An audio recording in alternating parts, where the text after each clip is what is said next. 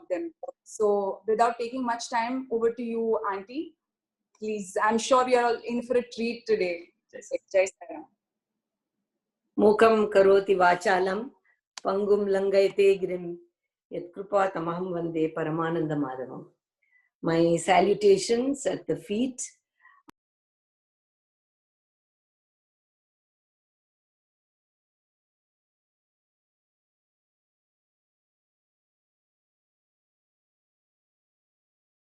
so happy to be with all of you. I have been there once before at Dharmakshetra on Krishna Janmashtami Day some years ago, and I had spoken to all of you. Thank you for inviting me. I thank all of the Samarpan brothers here from Swami's college. Very, very blessed by Swami to have studied in his institution, to have invited me to come across the globe from Maryland, USA to Mumbai, India, and be with all of you this evening. It is so wonderful. Swami says technology is tricknology. He says it tricks us into many, many different things.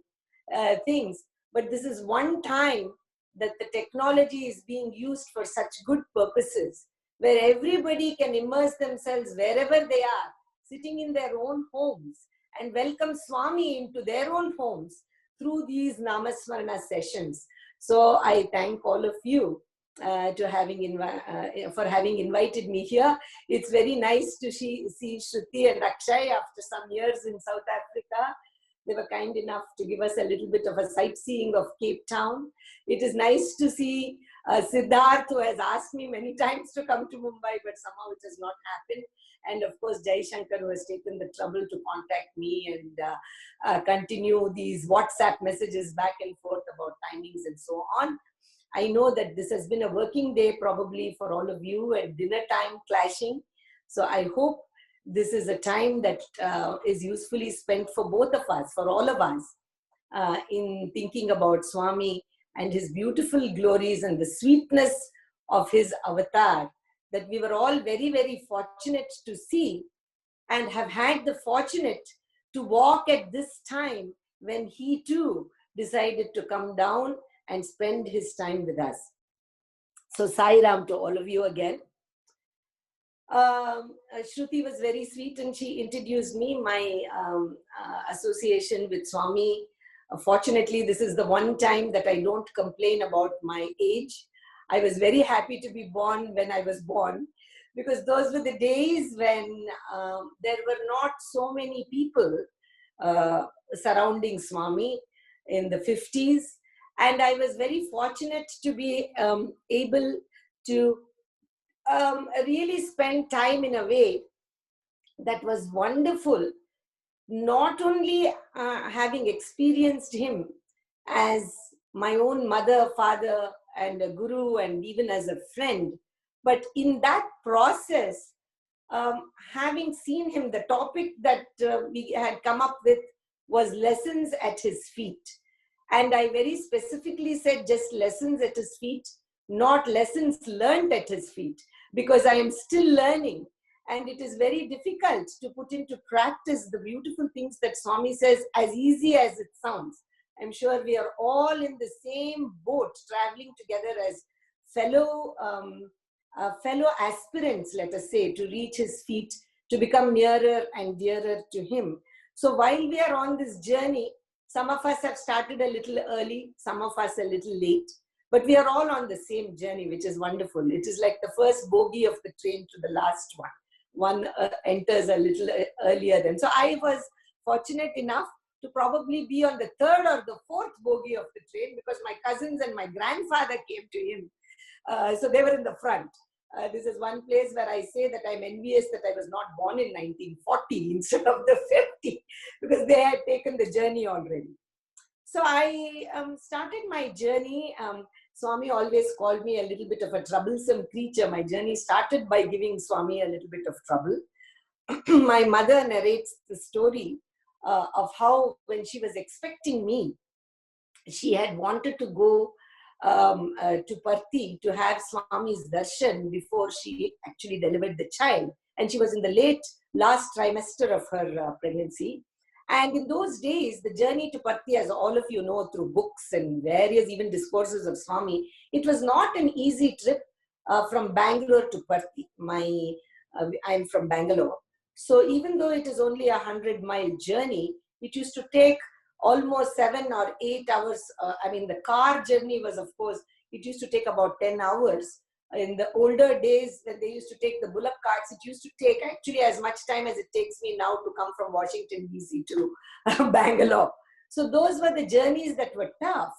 And when my mother was expecting me, my father had a small little standard Super 10 car, which would drive slowly. So after a lot of discussion and lot of negativity also from others saying, no, this is too late in the day to go to Parthi, because you're expecting a child, and if something happens on the way, there were no hospitals or anything to help.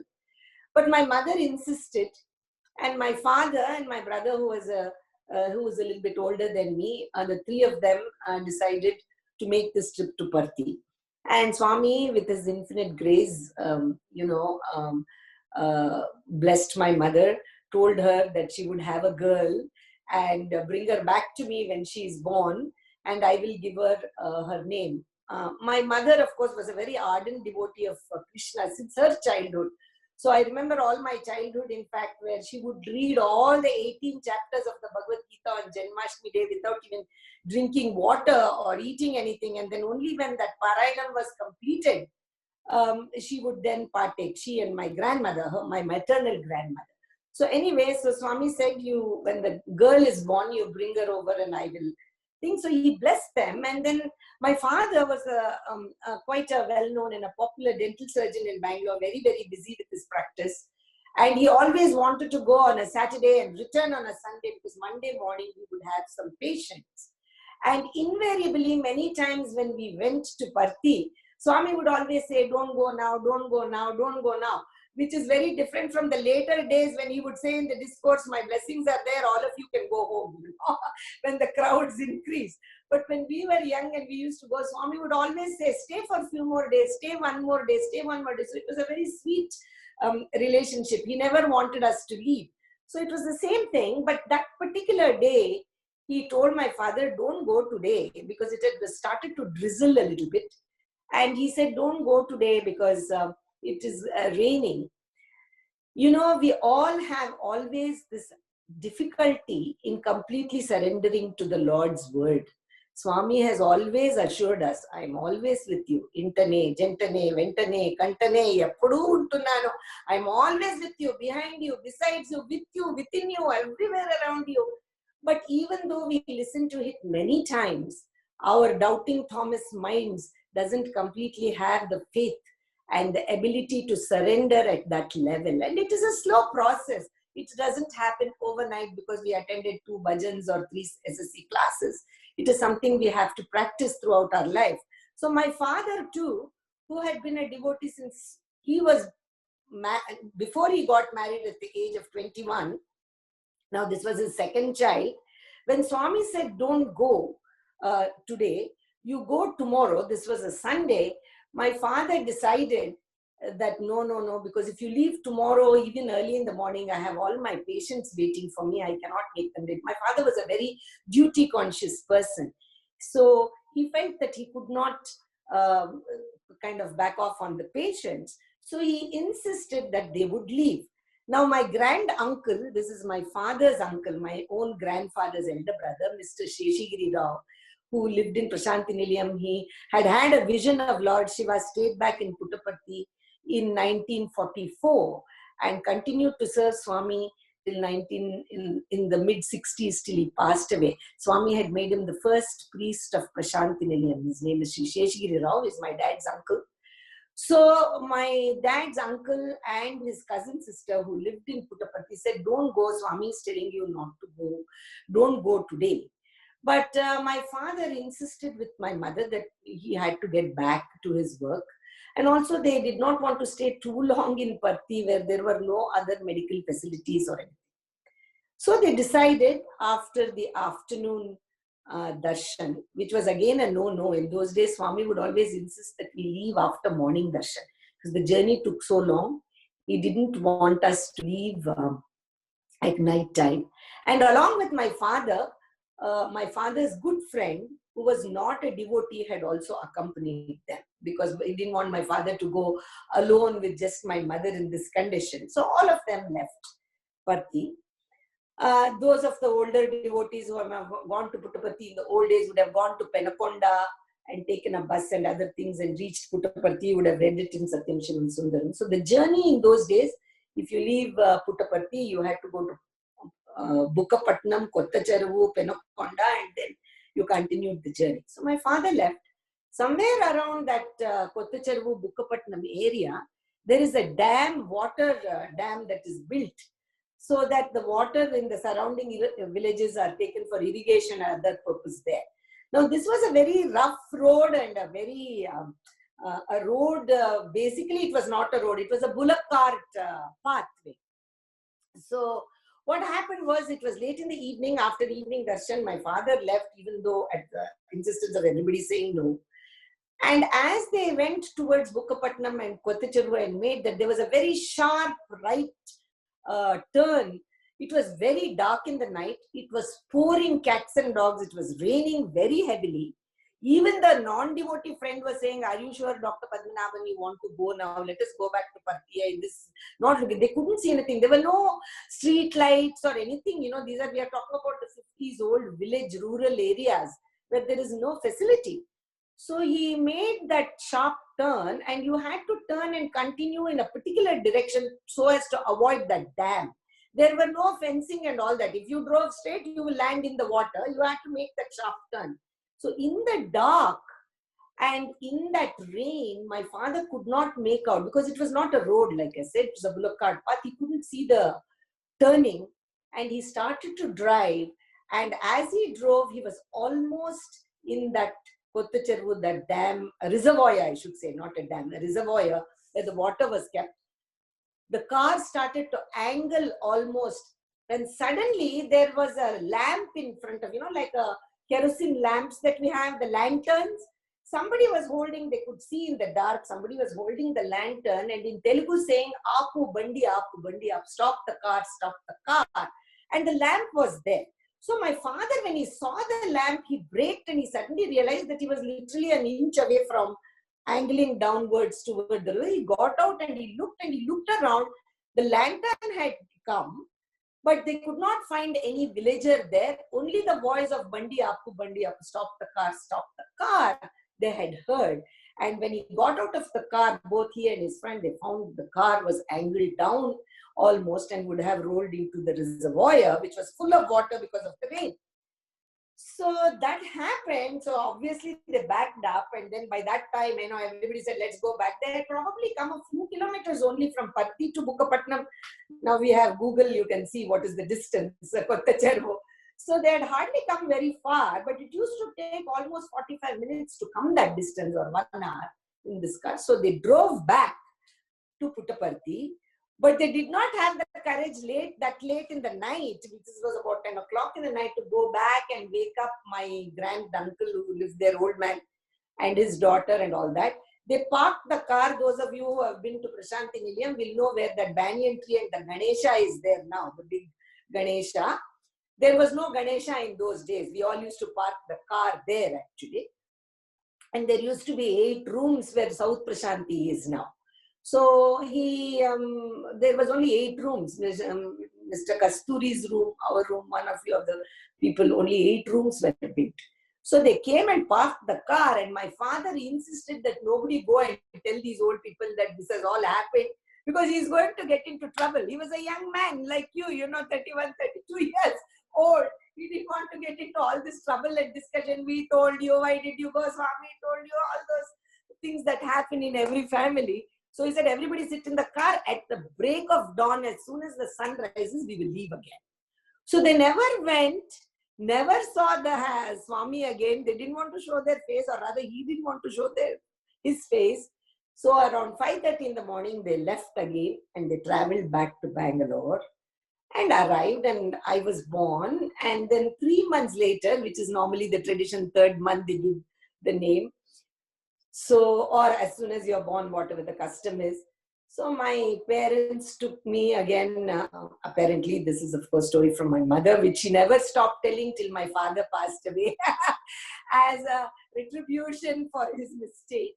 So they brought me back to Prashanti Nilayam, and Swami gave me the name Geetha because my mother used to read the Bhagavad Gita all the time. In fact, he gave her a little Krishna also, and he said, "I will name you her Geetha, and I will give you the Gita Bodhaka, which is the Krishna." So he gave it to her and he named me, and everybody was very happy. But Swami is a very good accountant. He keeps account of every thought, every word, and every action of ours. So as everybody was very happy that the naming ceremony had happened, he then turned to my father and said, "You gave me so much trouble by not listening to me that day when you brought Kamlamma here and I told you not to go." So now my father, who wanted to escape from the three people that he would have escaped that day, Swami, his cousin sister and his uncle, had now brought out into the open in front of everybody that my father had run away on that day without. And he said, "You went there and you said I had to come there with a lantern and tell you to stop the car. Otherwise, you would have all had a jalasamadhi. You would have all fallen into that water and drowned in that water. I had to come there." And very sweetly, Swami turned to my grand uncle who was there and said, "Sheshagiri Rao, tell Padmanabh what happened." And then my grand uncle apparently was quite upset with my father. He said, "Do you know what happened at 9:30 in the night? Suddenly I heard my grand uncle used to sleep outside, downstairs, outside of Swami's room. He used to sleep there.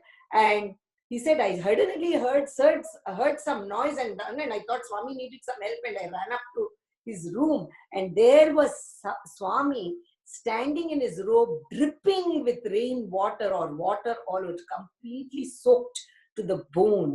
And I said, "What happened, Swami? Why are you so wet and soaked?" And he said, "Your nephew, he almost drove into the water, so I had to go in this rain to stop him from falling into the water." So I started my life on this earth in a very troublesome fashion.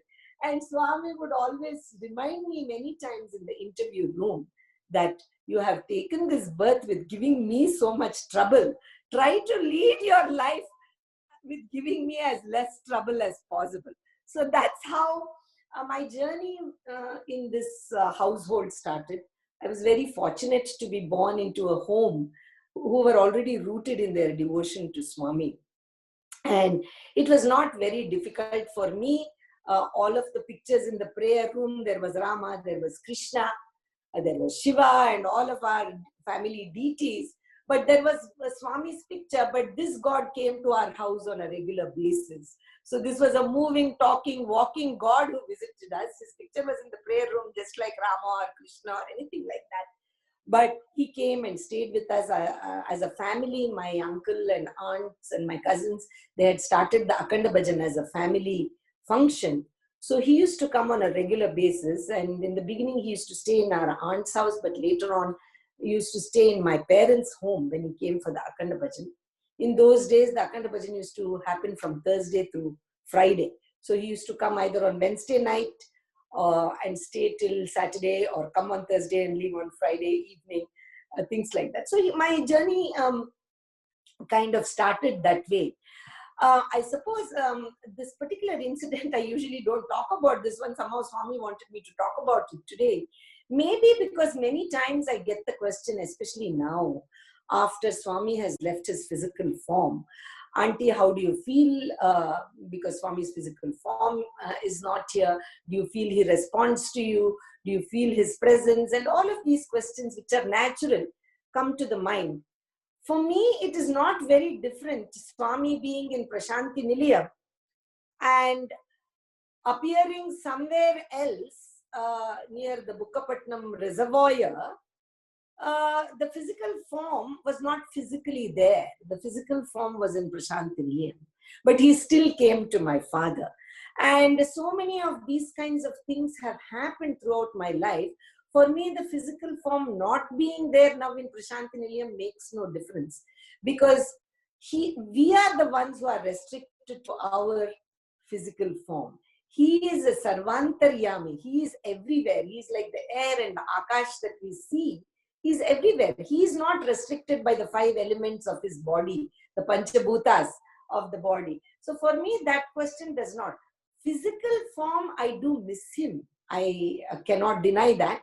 I miss the sparkle in his eyes and the voice and the laughter and the jokes and even the scolding once in a while. I do miss that part of it, like we all miss the people that we love very much. But I have no doubt in my mind at all about his presence everywhere. But how do we feel this presence then becomes the question. Why is it that we don't feel the presence? And Swami very clearly says that he has given us many tools. First and foremost, of course, he gives the tool of Namasmarana. If we constantly think of him and if we constantly do things that he has asked us to do. See, Swami once told my 2 sons, I have twin sons, Arun and Varun. They are grown up and married and have children of their own now. I have 4 grandchildren. But he always used to tell them that the form and the message is not different. They are one and the same. If you want to see the form, you must follow the message. If you follow the message, you will see the form. It is asannihita sambandham, you say. It is just like 2 sides of a coin. You cannot have one side without the other. So when we start trying to practice at least one thing that he says for our own selves, and one form or the other, we will feel his presence in some way. It may not be, as Swami used to say, do you think I'm going to come with Shanku, Chakra, Gada, Chakra and all? If I come, you will put me in a circus and charge tickets to see me. So I am not going to come like that. I'm going to come in a way that you will understand within your heart that I have responded to you.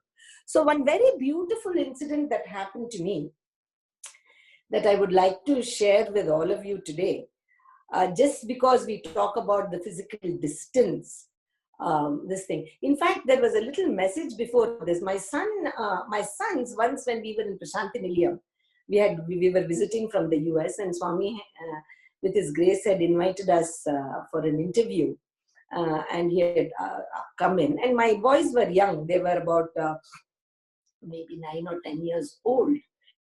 And Swami was very fond of them. He has named them also as Arun and Varun. And he would always pinch their cheeks and say, how are you boys doing? How are you, sir? He would say to them in English, because we lived here in the US. And they would always say, we are doing very well, thank you. They would say to him. So Swami was very fond of the fact that they would answer so formally back to him. And then he would talk to him. And then once he asked these 2 boys, what would you like from me today? And as a mother, my heart was pounding. And I was hoping that they would not say, we want a ring or a chain or something material like that, and ask for something that was really worth asking for. But they were still young, and my heart was wondering, oh my goodness, what are they going to say? And they, had grown up with all of my stories at home as well, and Swami would see them whenever we went to India. So they said, oh, but Swami, we are so far away. We want to be near you, they said. We want to be near you because we are so far away. So Swami said, where are you? So they said, we live in Washington, D.C., Maryland, Laurel, Maryland. And then thinking that Swami may not understand where Laurel, Maryland is, they said it is near Washington, D.C., which is the capital city of United States of America. So Swami was very happy. Oh, I see, you know your geography and all that, he said. And he said, why do you want to be near me? So they said that because Swami, then whatever you say, we can hear you, and whatever we want, we can also ask you questions so that we can learn from you, they said. So then Swami said, there is no such thing as far or near for the Lord. He can be everywhere around you, all the time with you, besides you, he said. And then he said, how do you spell far? So the boys immediately said F-A-R, far. We are far away, far away. So then Swami said, how do you spell near? And they said N-E-A-R. So he said, you know, the near depends on how you use that time when you're near. If you're near and if you are N, never, E, enlightened, never enlightened, A, always repeating, A-R, always repeating, never enlightened, but always repeating the same mistakes. The fact that you are near physically makes no difference.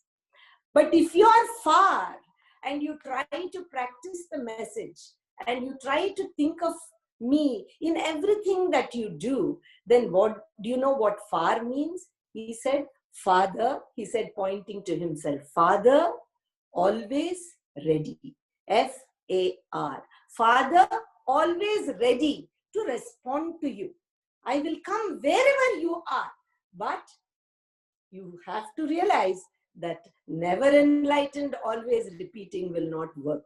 If you keep making the same mistakes, doing the same things, never trying to practice the message, then it will not work, whether you're near or far. But if you're far, but you're practicing, Father is always ready. I'm your father, I'm your mother, and I will always respond. So this was a beautiful message he had given to my son, and we would always talk about it whenever we missed his physical form. Oh, we are missing his physical form. But why do we feel that way? He's right here. Are we doing the things right to feel him? So these were some of the questions that we would always talk about in our household. I always had a rule that the dinner time, because lunchtime we would all be working and they would be at school or college, but dinner we would always have together.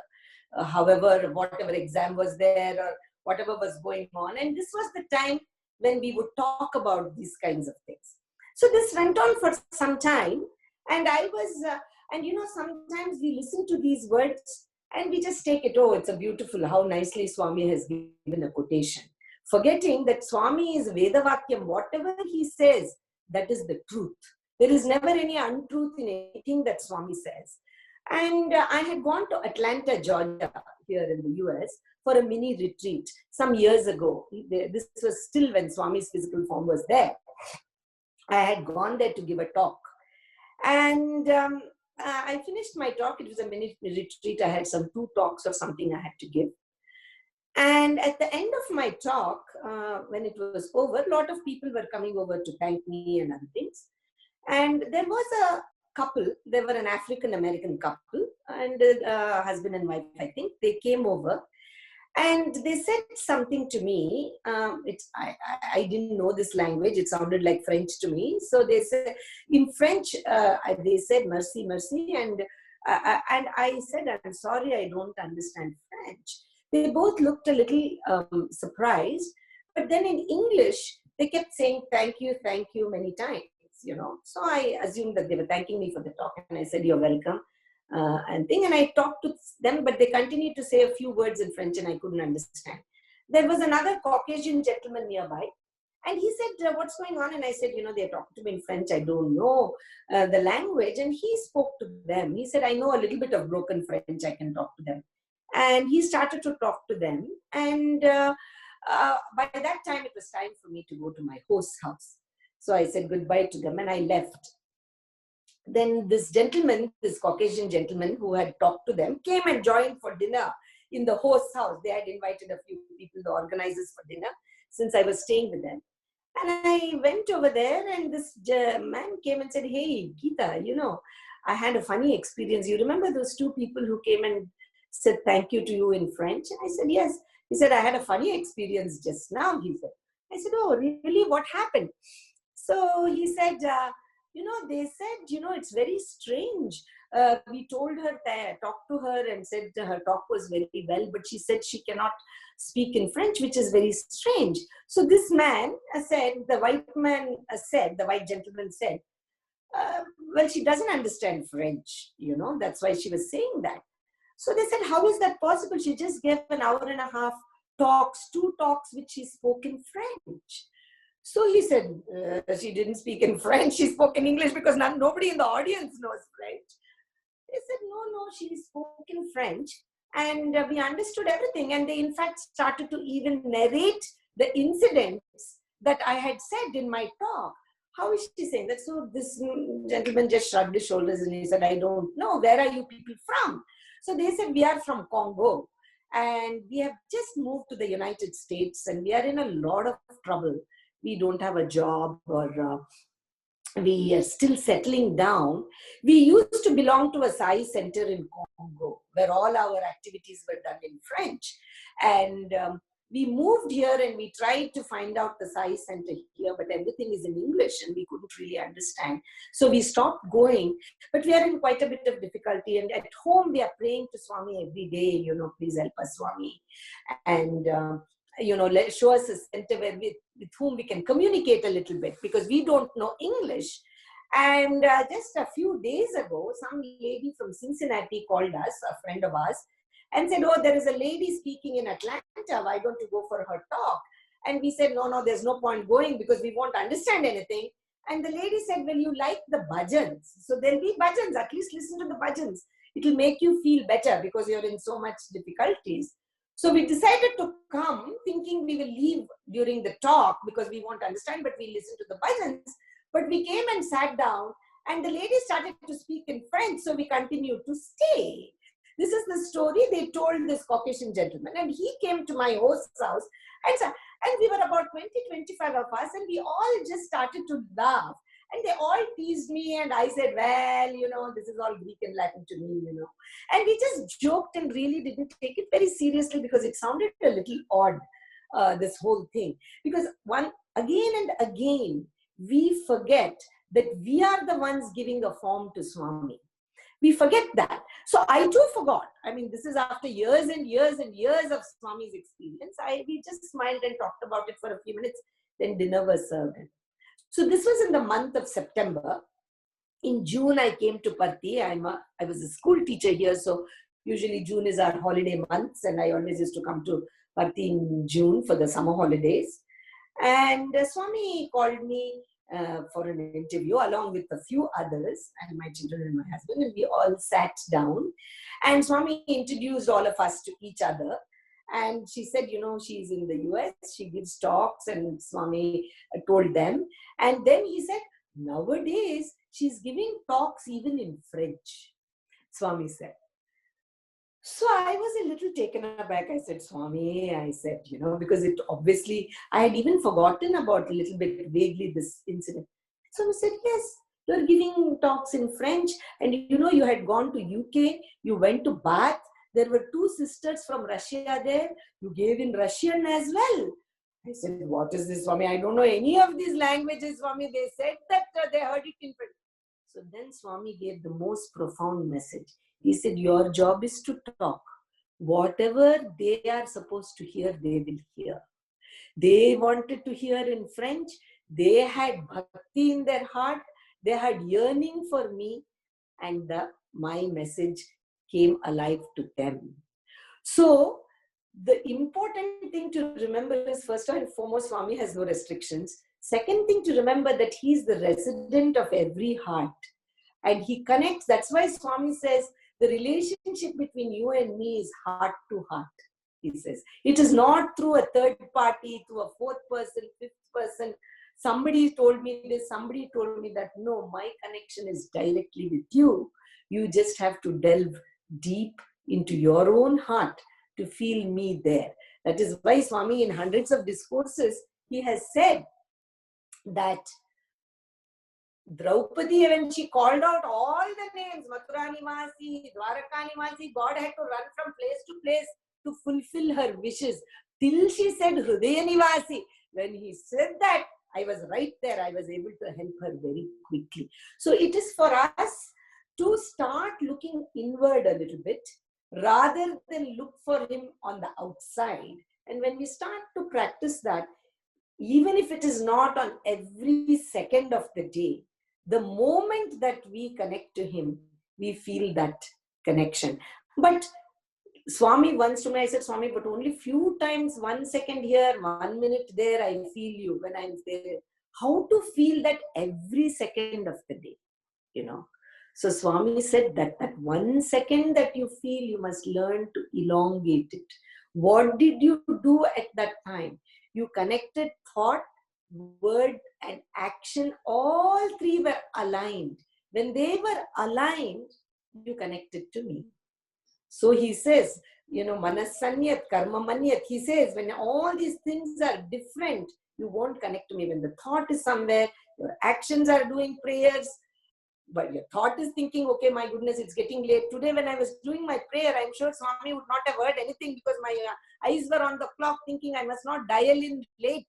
So here I am saying the Ashtotra, but my mind is on www. That is why Swami says World Wide Web, right? Once, very nicely, when we were in the interview room, my children were getting that first computer. We had told them when we come back to the US, they were young fellows and the computers were new, internet was new at that time.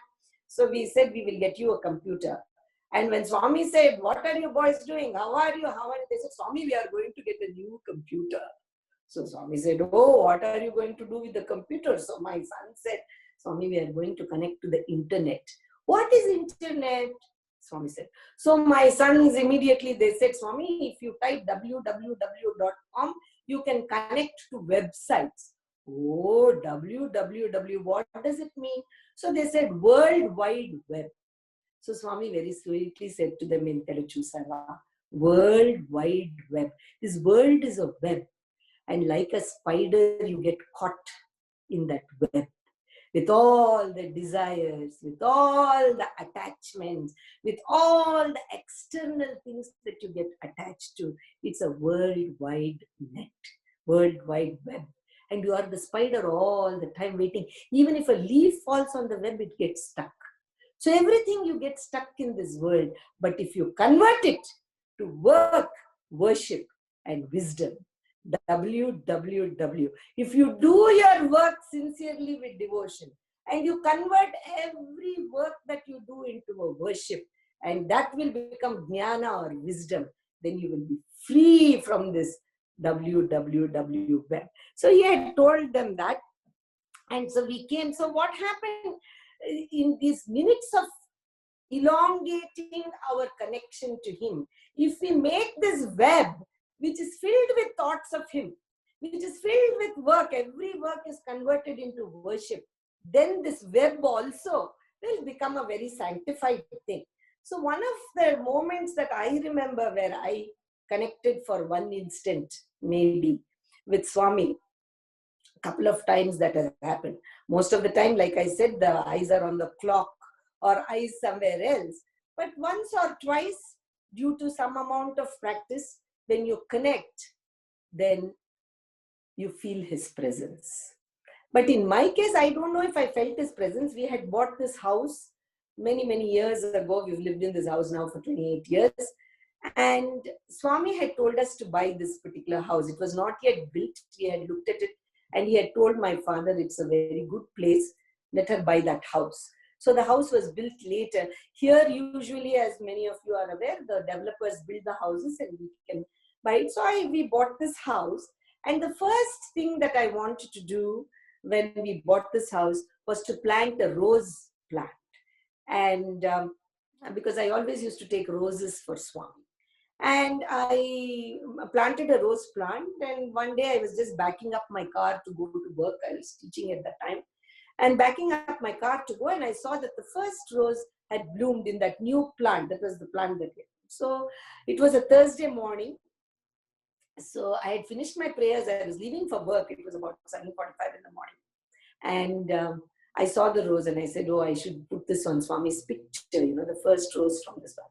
Then I thought, this is how the monkey mind goes. I said, no, it's time to go now. Anyway, I finished my prayers. I can put it in the evening when I do bhajan. Then I thought, no, this poor rose must be feeling I want to reach Swami's feet as quickly as possible. So then I got out of the car, took the rose, took off my shoes, had to come up to the picture, did all that. And when I put this, the same picture that you can see in my background, I put the rose there. And I said, okay, Swami, I got the rose and I put it on you. Enjoy the rose, I told him. I have the habit of, I said, enjoy the rose, your own creation. You should be proud of it, And I put the rose and I came back and went to work. Now, this was in the morning. My mother was in Vrindavan for the afternoon darshan in Bangalore. And Swami came out for darshan, and he came and asked my mother, how is Geetha Ma? How is she doing? So my mother said, with your grace, Swami, she's doing well and she's okay. So Swami said, yes, yes. Today she told me to enjoy the rose that I have myself created. So that was such a tremendous sense of awe, as I say, because that one moment that I had seen the rose, that I felt that it was worthy of offering to him, and the sense of love that I felt when I gave it to him, because there were millions of times I have given him roses in Bangalore with all those memories in my heart. I offered it to him in a very simple fashion. Here, Swami, here is your own rose. I don't have anything to do. There is a very famous Kannada poet, musician called Purandaradasa from Karnataka. He says, "Kereya neeranu kerege challi varava padidavaru." He says, we take the water from the river that you have created, oh Lord. That water we bring it, and that water we use for your own abhishekam, and then we say, give me a boon. None of these things are mine. The water is yours, the flowers are yours, whatever material, the fruits that we are offering, all have been created to you. We are just bringing it to you, offering your own creation to you, and then saying, give me a boon, I have done your puja, I have done your prayers. That is what Purandaradasa says. So like that, I told him, Swami, this is your own creation, enjoy it. You should feel proud of it. But even though I was talking, my mind and my heart and my hands in that action were connected to him for that split second. And that moment reached him, which is what he told me much later. In the same way, one other funny incident that happened to me, where Swami consistently shows that he's always with us. Whenever I finished cooking, I would put everything into small little bowls and offer it first to Swami before dinner. I was used to do it. That was a habit that I had. But as the years went by, I became a mother of twins. Life became difficult with work and work at home and taking care of everything. Slowly, sometimes, we start trying to find loopholes in our own practices. We don't want to put the effort. We'll say, oh, see what it is called as Anukula Vairagya in Kannada. What is Anukul? It is easy for you. So then you will practice detachment when it is easy for you. So that is called Anukula Vairagya. So I said, what is there? Swami is everywhere. Why should I put all this food in the puja room? Right here in the kitchen only I can say, Swami, take it. Why should I take it to the puja room? The effort of putting in the bowls, taking it upstairs, then offering it to him, doing aarti, then bringing it down, then more dishes. Because in the US now, I think all of you people in India are getting used to doing your own work. Here we are used to doing our own work in the US. There now you don't have apparently people to come and help you, assistants at home to cook and clean the house. So here that means one more work, you have to clean the plate. So slowly over the years, I stopped offering to Swami. I used to offer it, of course, because we are saying Brahmarpanam and all those things anyway. So one particular day, what I used to do is every time I finished cooking in the kitchen and all the food would be on the stove, as soon as the cooking was over, I used to say, Swami, all the cooking is over. I offer this food to you. And then I'll call Mohan, Ram, Varun, everybody come for dinner. So this was started my way of offering, because I have a small picture of Swami in the kitchen. So I say, Swami, cooking is over, food is ready, have some food, and call the family. Because it's late in the evening, no, we all want to have dinner. So I started to do like that. Then, even to make it easier on myself, Anukula Vairagyam, like I said, Swami had told a story when we were children. Our Balvikas was conducted by Swami only. So he used to tell us one story. And this story I will tell quickly. Once Krishna and Arjuna apparently were going for a walk. Many of you may have heard it in his discourse, but it's worth repeating it. They were going for a walk, and Arjuna was feeling quite proud that he was one of the greatest devotees of the Lord, and he was going with him as a friend for a walk in this beautiful palatial garden. And he felt very proud that every day he spent 3 hours worshipping the Lord and then spending time with Lord Krishna. And as they were walking, suddenly, this was in Krishna's palatial garden, they saw that cart loads of already worshipped flowers, what we call as nirmalyam, flowers that we have worshipped and we remove it. So they saw cart loads of this coming out of Krishna's palace. Arjuna and Krishna were both saw. Then Arjuna said, what is this? So much of flowers and fruits are all coming out of your palace. So Krishna very casually said, oh, that is just one of my devotees, every day he worships me with all these flowers and fruits. That is now being now disposed of. The fruits are going to be. So Arjuna was very curious. Who is this devotee? Because he thinks he is the greatest devotee. But it's coming out of Krishna's palace. Who is this?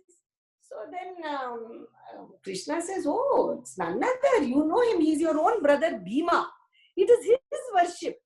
So Arjuna said, what? Bhima spends majority of the time in either eating or sleeping. When does he have time to worship you with so many flowers and fruit? It cannot be my brother Bhima. So Krishna said, no, it is your brother Bhima. Every day with so much bhakti he is offering me. So what is he offering?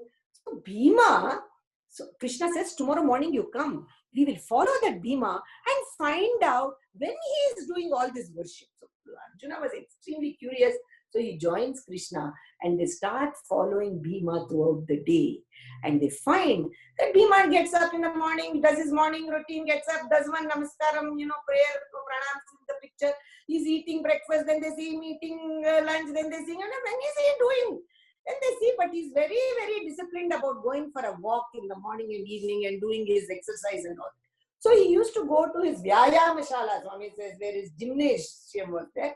He used to go there, and on the way to the gym, there is lots of trees and flowers and fruit trees and flower trees.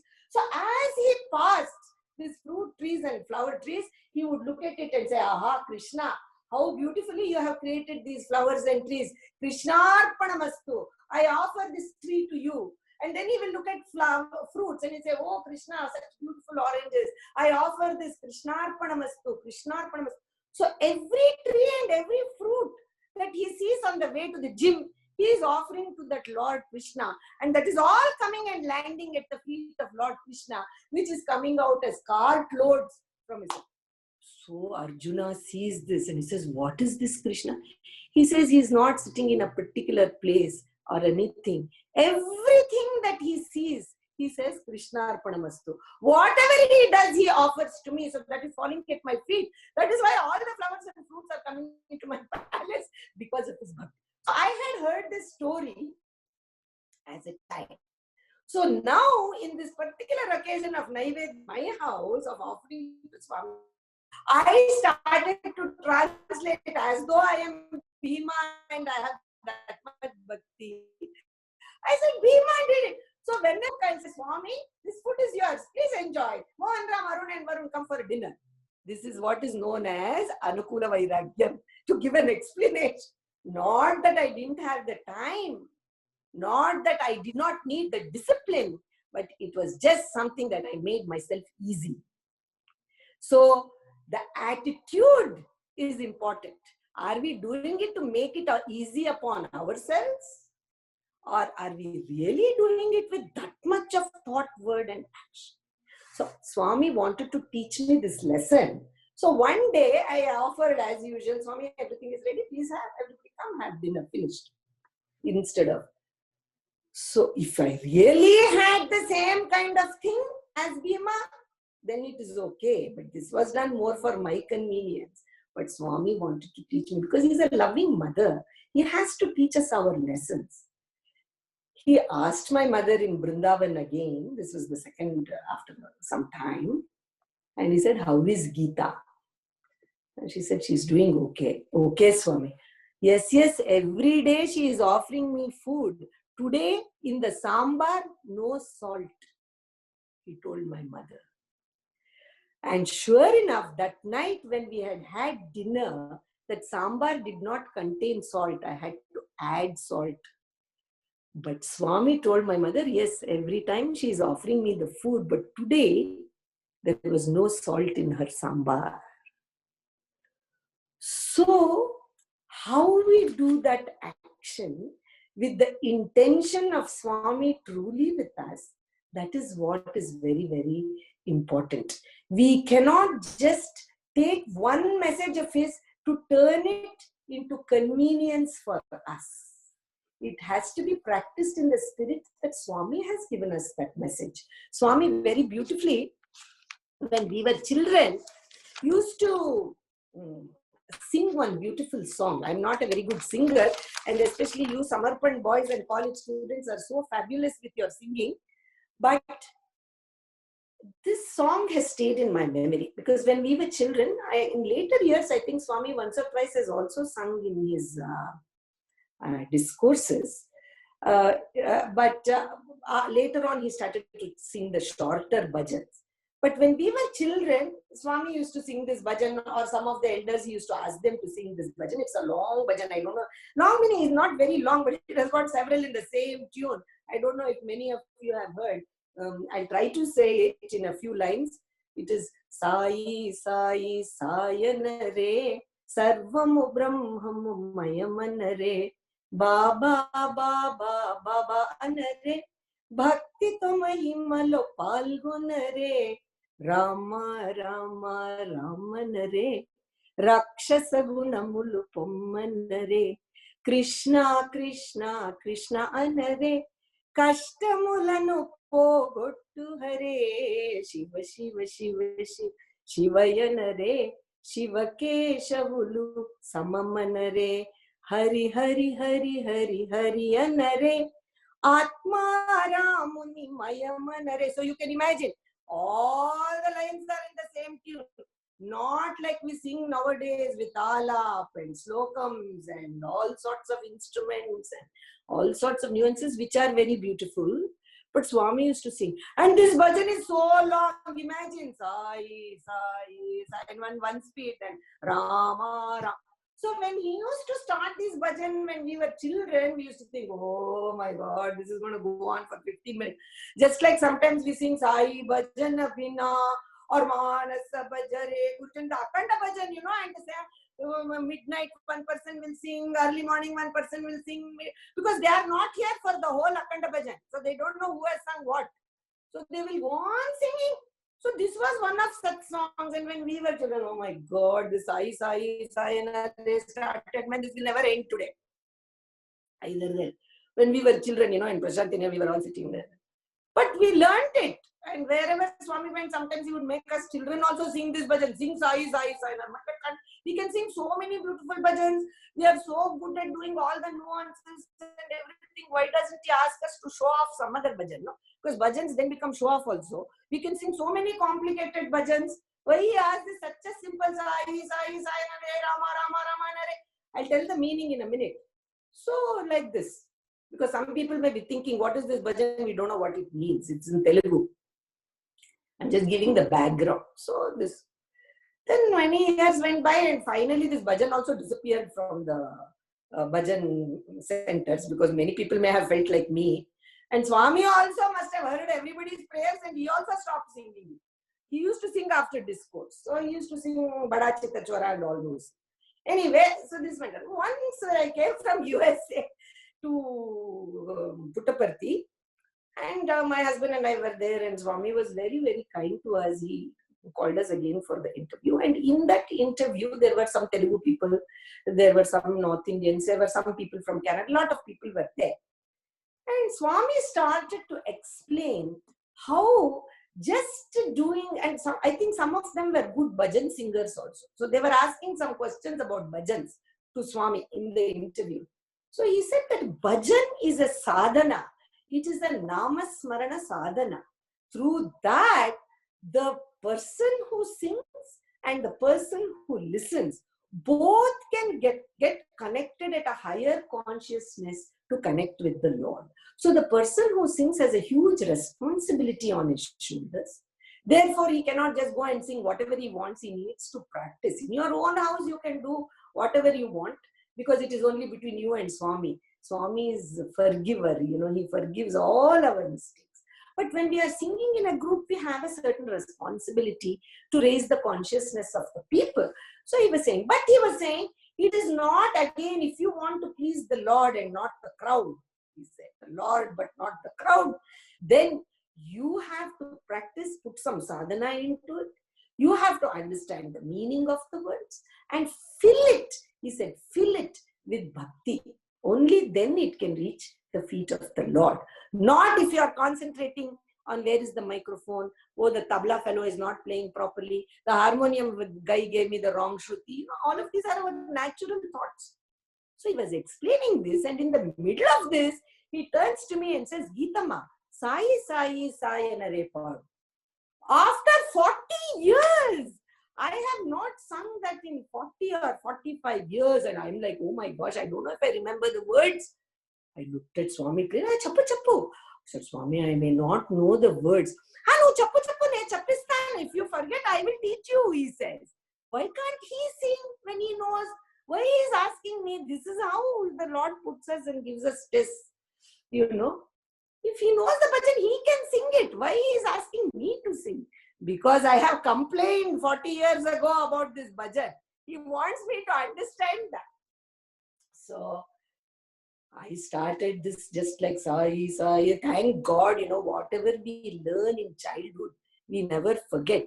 We have just celebrated Ishwaramma Day. What we teach our children when they are young little buds, they will blossom into beautiful flowers later on. You have to wait though. It doesn't happen instantaneously. So I had learnt it as a small child. So luckily I sang through that bhajan. And then Swami said, you know, this Geetha Ma, she always wondered, why is Swami, he's telling this whole crowd in the interview room, she always wondered why this bhajan Swami used to sing all the time. Same tune, same tala, all the stands. But it is not the bhava, raga, tala, all has to combine to bhakti. So, let's just sing, but do you know what is the meaning of this? Oh, meaning I don't know any meaning, Swami. You know, meaning and all that, we don't want to get into it with Swami. You must please tell us the meaning, Swami, I said. So Swami started to explain. See, in one bhajan, the essence of Swami's teachings, he was able to explain, just like far and near. He said, what is it? Sai, Sai, Sayanare, Sarvamu, Brahmamu, Mayamanare. The name of Sai, when you call out, you can call it Sai, you can call him Jesus, you can call him Buddha, you call him whatever you want. But when you call the name of Sai, Sarvamu, Brahmamu, Mayamanare, he's in the whole Brahmanda, in this whole universe. He's engulfing this whole universe. He's everywhere. Sarvamu, Brahmamu, that is the name. Then what? Baba, Baba, Babanare. Bhakti to mahimalo palgonare. So when you say the name of Baba, don't just say it. Participate in the mahimas and the leelas. What does that mean? Does it mean we are going on saying that, of course, these are wonderful leelas. Vibhuti is coming, the flower fell down. We have so many miracles that all of us experience at various times in our lives. But what does he mean? Bhakti to, but with the devotion, mahimalo palgonare, take part with bhakti in his glory. So does it mean just sitting and doing one bhajan? Or does it mean what are Swami? Look at the beautiful hospitals that he has built. Look at the beautiful water projects that he has done. Look at all the millions of sevas that every Sai center is doing all over the world. Take part in that glory of his mission. That's what it means. Bhakti to Mahima. Mahima is not only miracle. Every action that Swami has done is a miracle because we have seen the divine action. So Bhakti to Mahima. But how should you take part in this? Rama, Rama, Ramanare, Rakshasa Gunamulu Pommanare says, as you do these actions and sevas, chant the name of Rama. How? Rakshasa, when you keep on chanting the name of Rama, the Rakshasa, Swami doesn't say bad qualities. He says Rakshasa qualities, the demonic qualities. What are these? All this attachment, jealousy, anger, all these things. When you keep on chanting the Lord's name, try to remove these qualities, these demonic qualities that are within you. Krishna, Krishna, Krishnanare, Kashtamulanu poguttu hare. Remove all the kashtas, the difficulties that we get in our life. As you chant the name of Krishna, you pray that you remove the difficulty. What difficulties? Swami asked in the interview room. Everybody said, Swami, so many problems. Somebody doesn't have jobs. Somebody is sick. We have so many problems. Once we have taken this human life, it is full of problems. So those are, Swami said, no, those are worldly difficulties. God did not give it to you. You brought it with you in a suitcase. Swami said, when you were born. And he looked at me, see, Geetha Ma travels all over the place. When she takes the suitcase with her, she packs the clothes. Whatever clothes you pack, you only have to wear it. I cannot wear your clothes. So we have brought our difficulties with us. Good as well as bad. We take nice dressy clothes also, salwar kameez. We take nice kanchivaram saris also. We take nightgown also. So whatever we take, we have to wear it. Dressy or simple. So, but those are not the kashtas, Swami said. This human body is born to reach a higher goal of realizing yourself. So whatever kashtas that come in the way that stop you from realizing that goal, those difficulties you must ask the Lord to remove from your life. The worldly difficulties will come and go, passing clouds. It will come, it will go. But the difficulties that come, that are obstacles for your spiritual progress, like these shadripus, these 6 enemies of ours, anger and jealousy and all these things, attachments, desires, practicing those difficulties, you must ask the Lord to remove. Kashtamulanu poguttu hare. Oh Krishna, remove my kashta, that I have all these obstacles. Then he says, when you ask for that, what happens? Shiva, Shiva, Shiva, Shiva, Shiva yanare. Shiva keshavulu samamanare. When these worldly spiritual difficulties are removed, our attachments, desires, bad qualities, when they were removed, what happens? Chant the name of Lord Shiva. Why? Shiva keshavulu samamanare. Then he asked somebody, what does that mean? They said, Swami, that means Shiva and Krishna, Shiva and Rama are all the same. Swami said, no. Shiva and Rama are same. That is not the thing. In every heart, in your heart, there may be Shiva. In his heart, there may be Jesus. In that fellow's heart, there may be Buddha. In somebody's heart, there may be Allah. Shiva Keshavalu Samamanare. All names and forms are equal. That's what that means. So when you go on asking for this type removal of demonic qualities, removal of attachments, the obstacles in our spiritual life, then you will start seeing everybody as equals to you. And when that happens, what happens, Bangaru? Better to be quiet. When you ask such a question, we don't know, Swami, you only tell us. Hari, Hari, Hari, Hari, Hari anare, Atma Ramuni Mayamanare. When you do these kinds of things and chant the name of the Lord, Atma Ramuni Mayamanare, the whole world is just permeated by that Atma Rama. Wherever you go, you will see divinity. Just like that Bhima. He saw flowers, he saw divinity. He saw fruits, he saw divinity. Atma Rama. Everything becomes completely seeped in that sweetness of divinity. So he looked at me, patted my cheek and said, that is the meaning of Sai, Sai, Sayanare. Not a boring long song. So Atma Ramani, he is watching us everywhere. So these are some of the practices that if we go. So how, friends, Swami, because this is all too difficult for simple people like me, Swami. How can I practice all these, so many things I can't practice?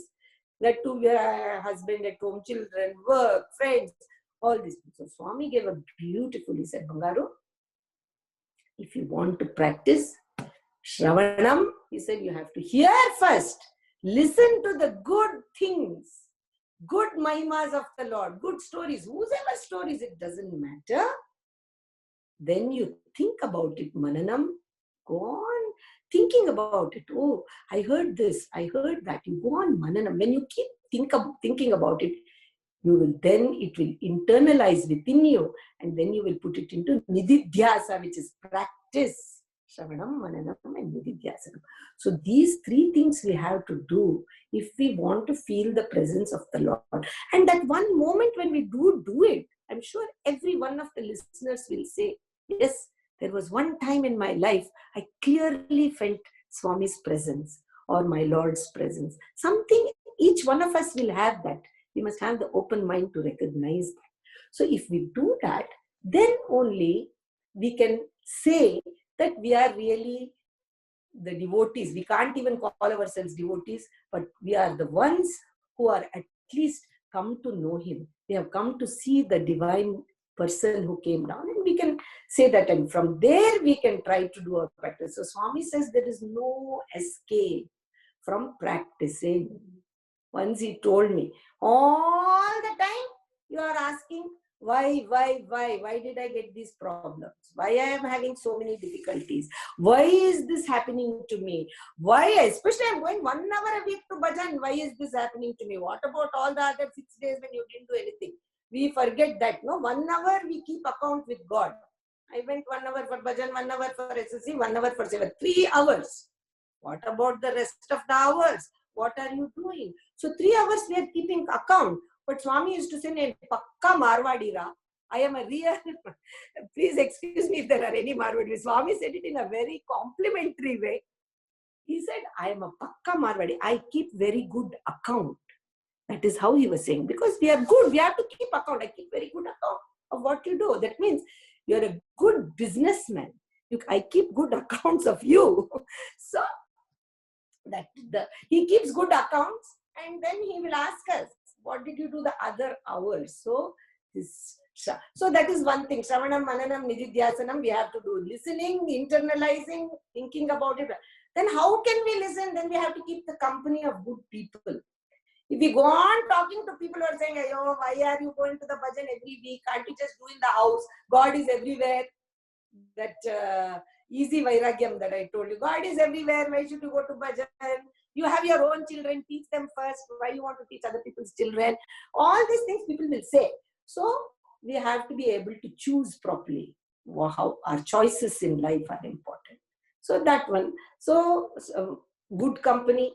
First of all, listening to all the beautiful qualities of the Lord, thinking about them, reading the scriptures or reading Swami's discourses, hearing, and then keeping good company.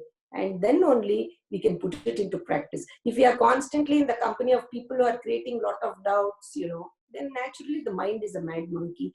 It will go. So with these kind of things, I grew up with Swami. Of course, I am far, far behind in the journey that he expects. It's a slow journey.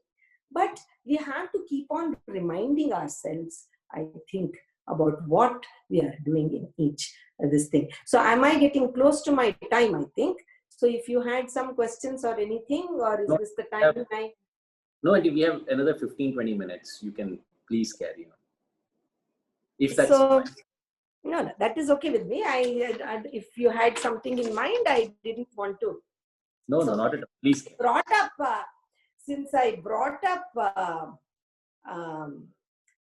this one, SSC, because it was just Ishwaramma Day, then maybe I will share this because I'm always a teacher at heart, whether I was teaching SSC or whether I was... In America, we call it Sai Spiritual Education. In India, it is Balavikas. So I have been a part of the Balavikas since the inception days of Balavikas. And of course, brother Nimish Pandey was also a part of our old group of Balavikas gurus at the time of conferences. Sai Ram to both of them as well. Wonderful Sai devotee role models you have there in Mumbai, in Kamala and in Nimish ji.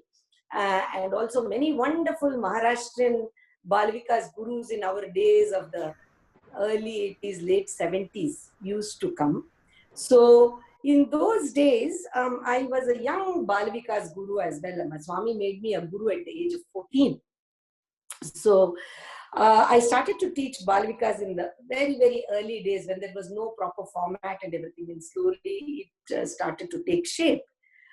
And as I was teaching, I thought this is a wonderful experience for everybody to think about, because when we do a particular action or a particular seva in this present world, we always want immediate results. Even if I have seen my sons, as soon as we sit in the car here in the summer, They will tell my husband, it's hot, it's hot. Is the AC not working? Is the AC not working? It's hot, it's hot. Well, the car has to start, the engine has to start. It takes a few minutes to cool down. We need at least 4 or 5 minutes for the car to cool down. But in the present day world, we want immediate results, including Sakshatkaram and Swami coming in front of us with 1 hour of bhajan or 2 hours of SSC. We want him to appear to us. Though if our intensity is that strong, he possibly will. It is not beyond him. But in any case, I started to teach SSC and in India, in Bangalore. And one day, one young boy, small boy, he was about 5.5 years old. The lady who brought him was the maid. She was the maid in my neighbor's house. And she brought her son, who was 5.5 years old, and said, can I admit this boy into this class? When I bring here and while I am working here in the house, that lady gets very upset because this fellow gets into all the toys in the house, touches all the curios and all that. But at that time, I used to have my Balavikas. So can I bring him to your class, Amma? She asked. I said, sure, sure. He's a small fellow. What is your name? His name was Srinivasa. So I said, all right, you bring him. So he started to come. Little fellow, 5 years old. And he mainly used to come for the prasad that would be given at the end of the class. He was a little fellow. And he would sit there and he would continue to ask me, when can I eat that, Amma? And I would say, you have to sit very quietly for 1 hour. After the class, I will give you. And then he would look at Swami's photo and he would say, who is that? I would say, he's Bhagwan. He'll say, oh, does he walk around? Because I've seen Rama and Krishna. Who is this person? So he used to come, little fellow. And the maid used to leave him every week and go. So 1 year went by like this. This boy was an excellent fellow. And he would learn everything very fast. Very quickly he would learn. Whatever we taught, all the slokas, prayers, bhajans, loudly he would sing. And every time he will ask, Amma, is it over? Can I have prasad? He will say, Auntie, Akka, he used to call me. Akka in Kannada is sister. So can I have? You have to wait, you have to wait. So throughout the class, every 5 minutes, he will ask, is this time for prasad now? So it will go. So little fellow, very sweet chap, but he learned well. Then I used to tell him, one day he would say, who is this walking, talking God? Walking, talking God. He had named Swami as a walkie-talkie. So a walking, talking God. When can I see him? So I used to take my Balavikas children quite often to Vrindavan. I used to say, one of these days I'll take you to Whitefield. Or when Swami comes, Swami used to come regularly, almost every month, to my parents' house for dinner. So when he comes here, I will call you. You come and see him. And my Balavikas children were used to it. So anyway, one particular Sunday, Swami was supposed to come to our house. And I told all my SSC Balavikas children that all of you come and sit here by 6 o'clock. Swami will be coming today. You can all have darshan. And it was they were used to it. Many of them had been coming for some time. In the garage, my mother used to get the place ready, and all the children would sit in the garage. And Swami would go and talk to each child, give them Pada Namaskar and all. So Swami was supposed to come. So I told this boy. Now this boy went home. That mother was actually working next door, kind of. She was not interested in anything that was happening in the Balavikas. She just wanted him out of the way when she was working. So that day, on Wednesday, I used to conduct my classes. He went home and said, that walkie-talkie God is coming on Sunday. So I have to go to see him. So this lady, his mother said, no, you cannot go there today because I'm going to skip my work, that next door house she used to work. I'm not going to go there for work. I want to go to a new movie that has come. So I want to go to the movie. If you go there, those people will see and ask where I am, and you will blab that I went to the movie. So you are not going to go because she'll get in trouble. So you can't go. He begged and cried, I believe. The mother did not listen. And then on the day of that, he was extremely unhappy because he wanted to see this God. And plus, we had also promised him very nice dinner after that was also a part of the excitement for him, nice dinner. What the mother did, she locked the hut. She was living in a small hut in a very poor area in Bangalore. She locked the house and she went off to the movie with another friend of hers. And this boy was locked inside. Now, in the SSC class for Ishwarama Day, I had given clocks to all the children so that they will come on time to the Balavikas class as a gift for all the various activities. So he had that clock. He had learned how to read the clock. So he kept on looking at the clock. Geetha auntie, Akka has said 6:30 time. Mother has gone away at 4:30, locking him in. So this happened. Anyway, when it was time around 6:30, all the children came. They sat in the car. This boy also was there. I saw him. His name was Srinivasa. So I said, "Oh, Srinivasa, good, you have come. You have to sit very quietly when Swami comes." I was afraid that he will call him walkie-talkie God or something, you know. So I said, "No talking unless Swami talks to you. Everybody sit." So they were all sitting and he was also there. Swami came and sat in my father's living room. And then after a few minutes, he asked me, "Where are the Balavikas children?" I said, "Swami, in the garage." So these kids, we had left them all in the garage. And I was busy with my mother setting up the house. Swami said, "Come, let us go." And we went there and he started to give Padnamskar, Vibhuti to the children. And as he went through the whole line, he suddenly looked at me and said, "Where is Srinivasa?" I said, "He was there only in the line, Swami. Where is he? He was here, sitting here, Swami." Swami finished his round and he said, "You come here," he said. And as we come out of the garage, there was a bedroom there in my father's. He said, "Come here." He asked me and he took me into the room and he said, "Where is that boy Srinivasa? He was here?" I said, "Yes, Swami, he had come. I don't know. I was helping Amma to do these various things. I don't know where he went." I asked all the children. They said, "We don't know, we don't know." And Swami was quite stern with me. He said, "You are a Balavikas Guru. You must be responsible for the children when you have asked the children to come. Why were you busy doing other things?" He's a small fellow, 6.5 years old. When you take a responsibility, you should do that responsibility properly. I was a young girl. I was in college at that time. And you should do, where is that? I got really nervous. I said, "I don't know, Swami." He was sitting here. Then Swami said, "It's okay, don't worry, he'll come." He said, and he came back to my father's living room and he sat down.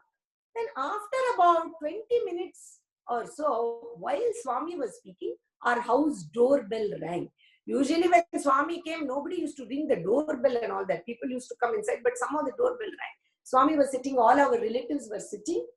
So one of the relatives opened the door and there, this lady, this boy's mother, and this little fellow Srinivasa have arrived at the door. It's almost 8 o'clock in the night.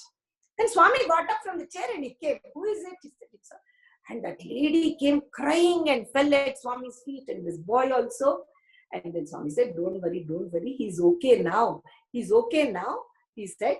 He pinched that little boy's cheek and materialized some vibhuti for him and said, "Be a good boy, study hard, and study well, study hard," he said to this boy.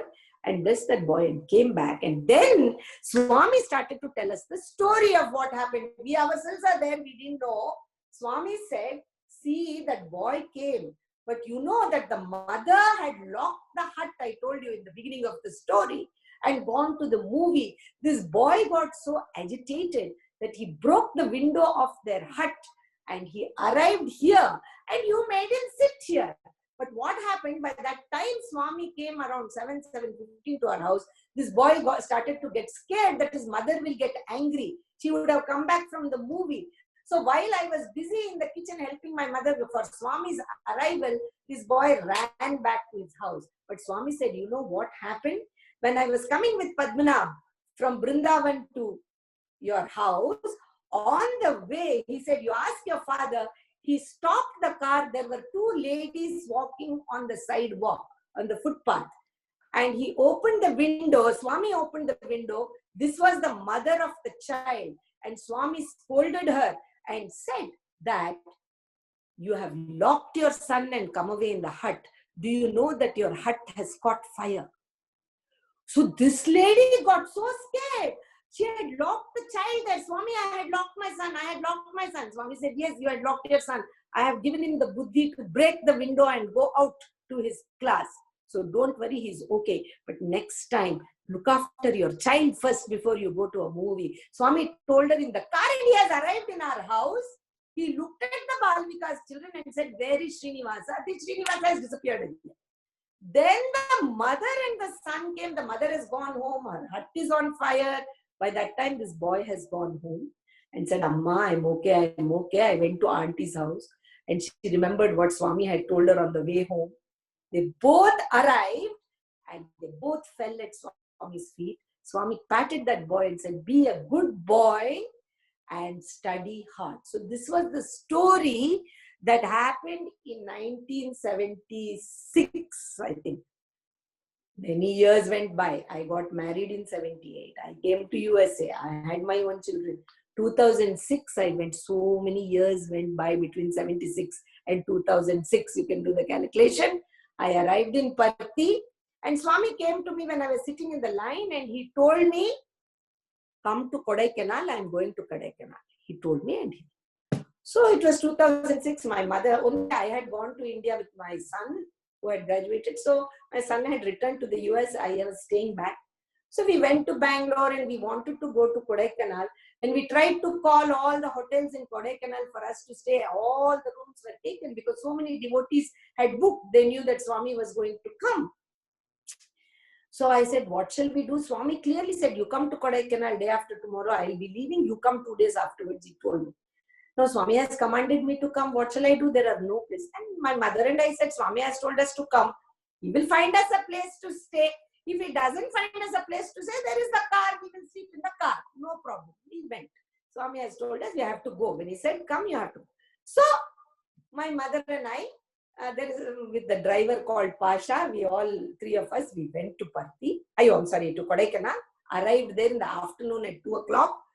And the gates for the Kodaikanal building was closed and there was a crowd lining up to get into the area. And we also stood there. We don't know any Sevadal people in Kodaikanal.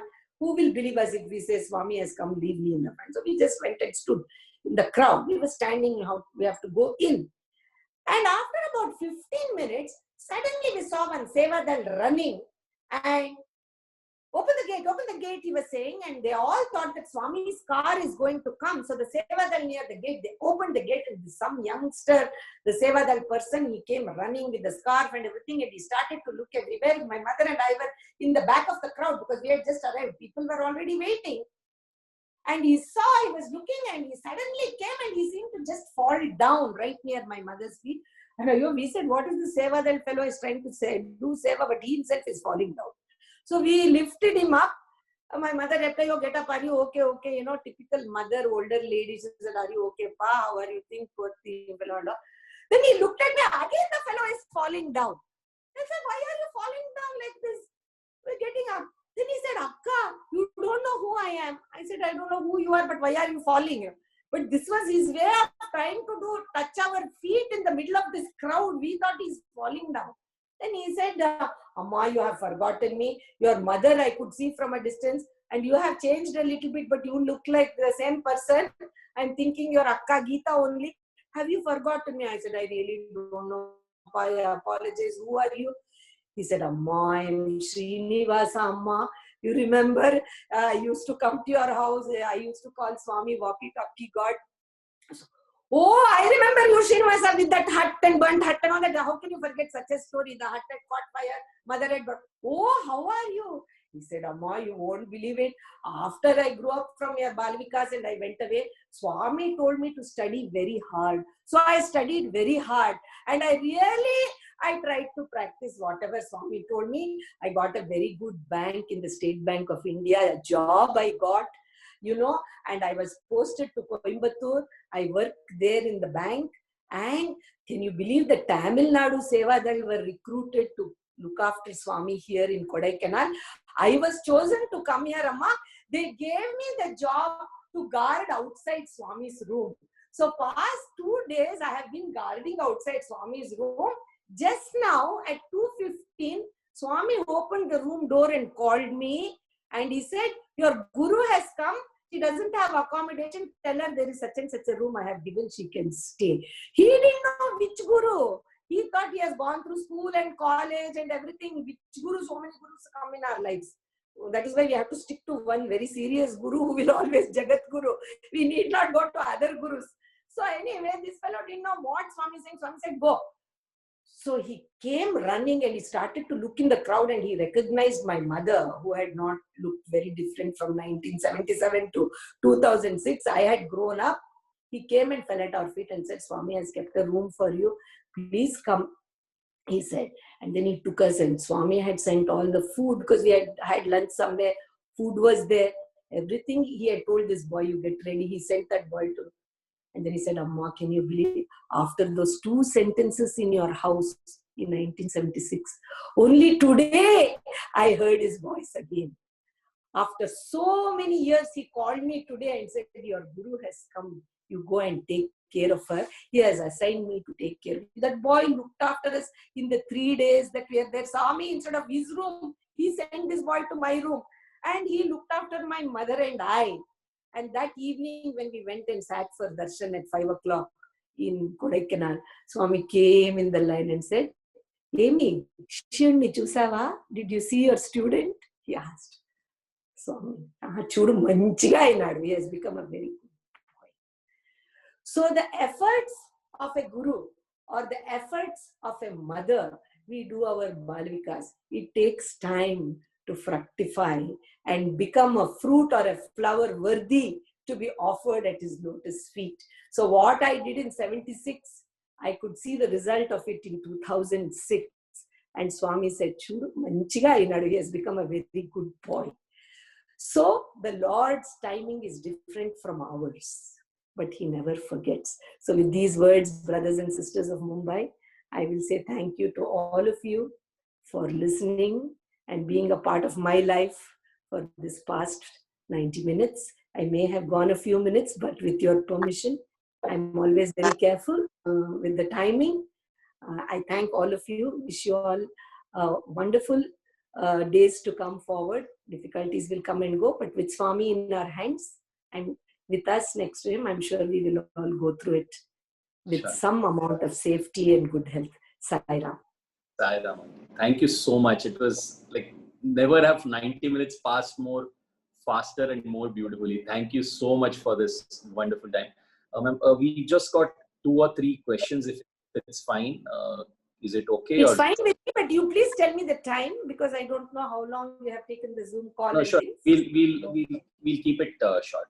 So just one question which has come from a devotee is that, they just want to understand that, I think you were there when the Akhand Bhajans began. So how did Swami start that? If you can just tell us.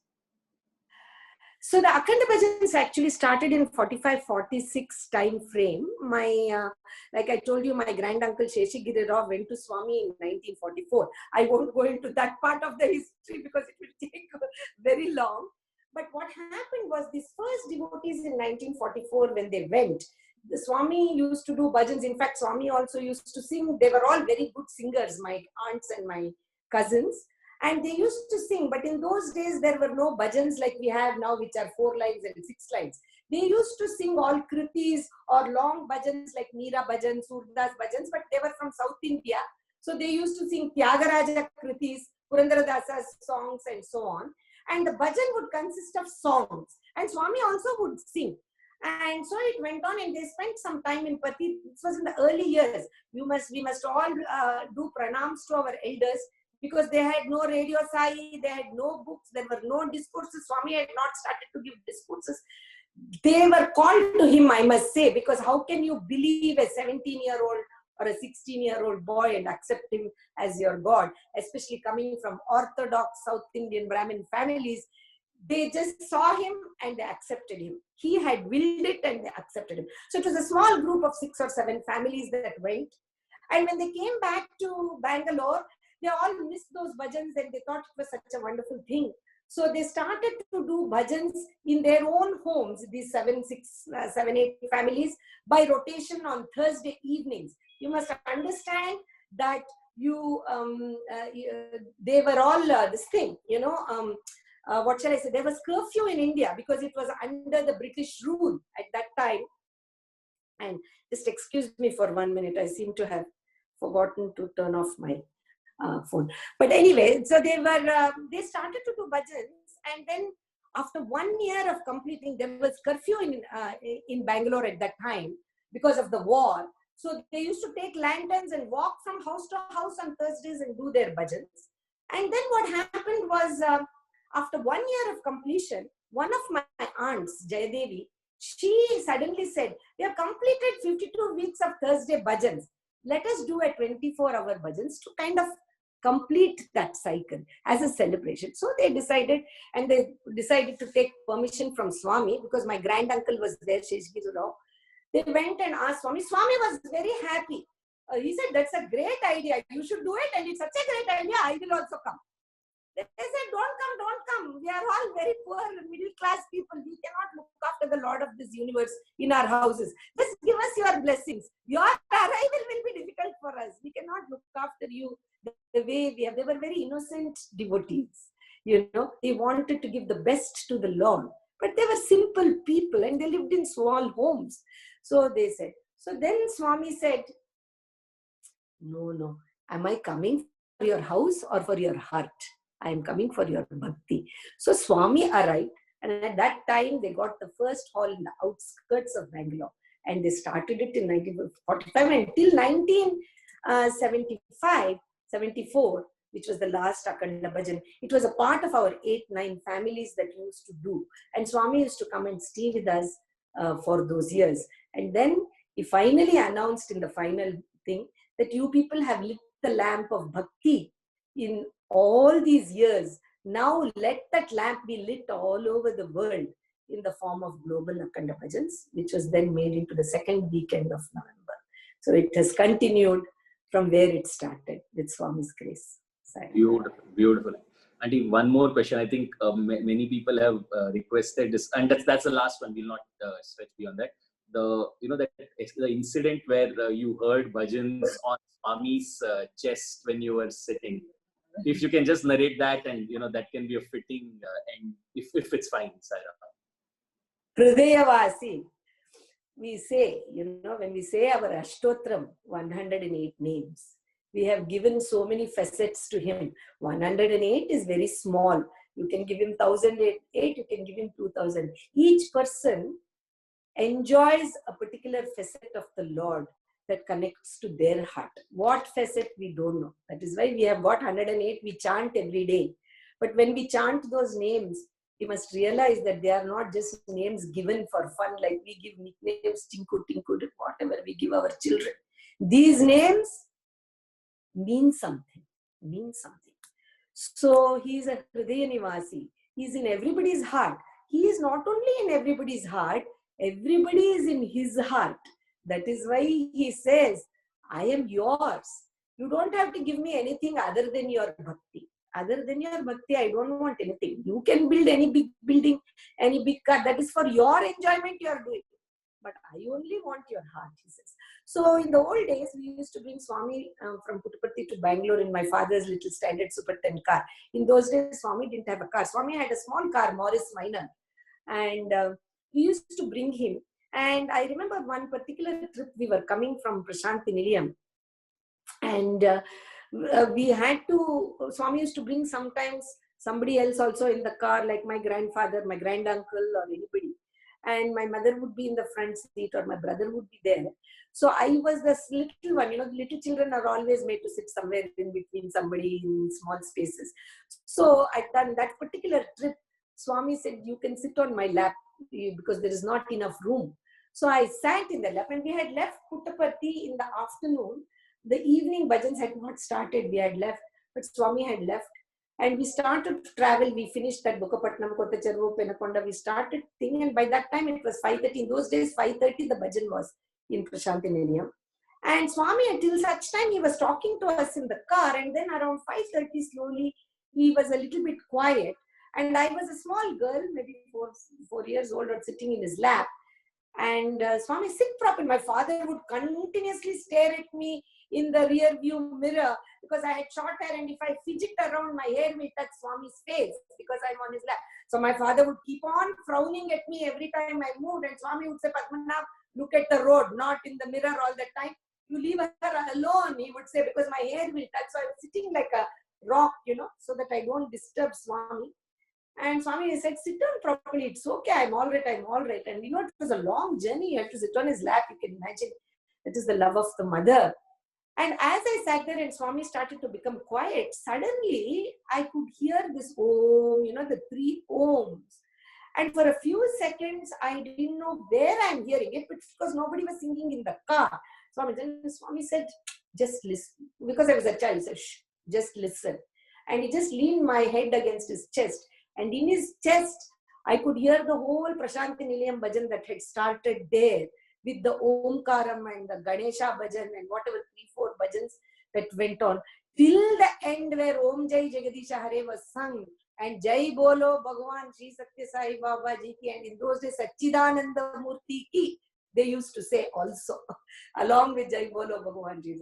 All of that till it was over, I could hear it in his chest reverberating. And when it was over, then Swami, sitting in the car itself, raised his hand in Abhayastam. And then he said, now it is over, he said. So that full 30 minutes or so, I had the great fortune of seeing his love for his devotees, whom he has allowed to enter into his heart. So we must be really worthy to be able to enter through our actions and our practice of his message. Sai Ram. Thank you so much, Auntie. I think it's the most beautiful session ever. And every time we hear you, it takes us straight, right, connects us to Swami. Thank you from everyone, for giving us this opportunity to, thank you, Swami, for giving us this opportunity and connecting us with him. We can just wanted to tell you that even Nimish Uncle and Kamala Auntie have on the call, and so they also have been part of the listening. Sai Ram to both of them, wonderful devotees and examples of Swami's devotion. Sai Ram to them. Sai Ram, Geetha, Sai Ram, it's been a great pleasure listening to you, and you've really taken us so close to God. It's been a privilege listening to you.